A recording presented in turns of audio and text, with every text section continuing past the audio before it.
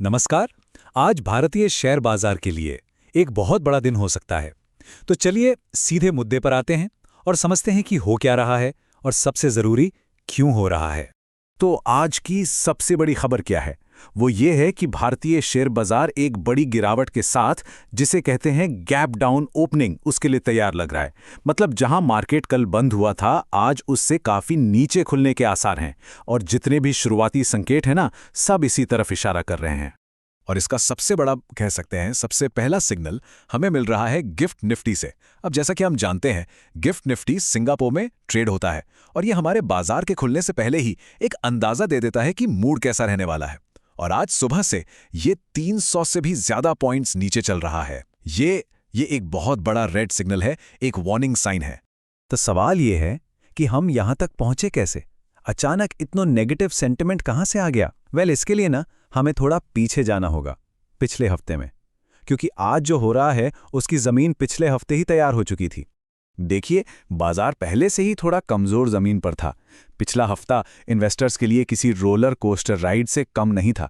शुरुआत में लगा कि सब ठीक है, बाजार ऊपर जा रहा है, लेकिन फिर गुरुवार को एक ऐसी जबरदस्त गिरावट आई कि सारे शुरुआती गेंस धुल गए। और नतीजा क्या निकला कि सेंसेक्स और निफ्टी दोनों ही हल्के फुल्के नुकसान के साथ बंद हुए।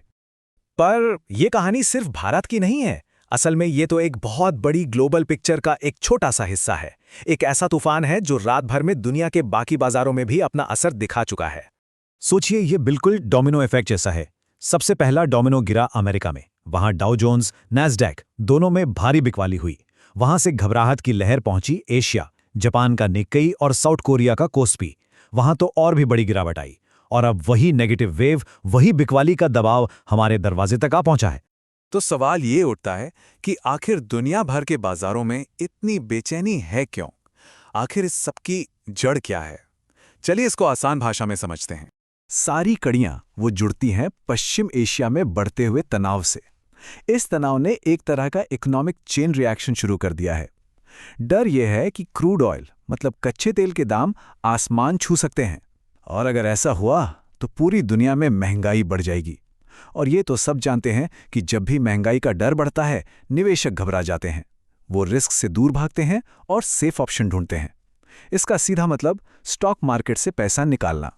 और इस बात को एक्सपर्ट्स भी कंफर्म कर रहे हैं, जैसे रिलिगियर ब्रोकिंग के अजित मिश्रा। उनका भी यही कहना है कि बाजार में पहले से ही एक सतर्कता वाला माहौल था। हफ्ते के शुरू में जो तेजी आई उससे उम्मीद जगी थी, लेकिन उस एक दिन की गुरुवार की गिरावट ने पूरा खेल पलट दिया और एक तरह से आज की इस बड़ी गिरावट के लिए स्टेज सेट कर दिया। तो चलिए सब कुछ जोड़कर देखते हैं, आज के लिए तस्वीर आखिर दिख कैसी रही है। देखिए, बॉटम लाइन ये है। एक तरफ ग्लोबल बाजारों से आने वाले सारे सिग्नल नेगेटिव हैं, लाल निशान में है। दूसरी तरफ हमारा अपना इंडिकेटर गिफ्ट निफ्टी, वो भी 300 पॉइंट नीचे है।